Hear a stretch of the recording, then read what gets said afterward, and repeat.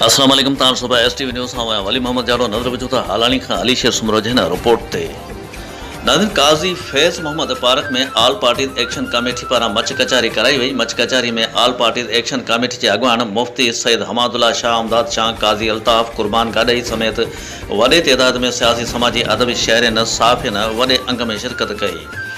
उन मौके ते मौलाना असदुल्ला खोड़ो ऐं ॿियनि आल महिमान खे मदाया टोटका ॿुधाए खिलाए खीरो कयो। उन मौके ते ख़िताब कंदे अॻूणे MPA सैयद अहमद अली शाह चयो जीअं अजरक टोपी सकाफ़त आहे ईअं मच कचारियूं सिंधी सकाफ़त में अची वञनि थियूं। ख़ासि करे सिंधी माण्हू वॾा महिमान नवाज़ आहिनि ऐं सिंधियुनि जे महिमान नवाज़ी सॼी दुनिया में मशहूरु आहे।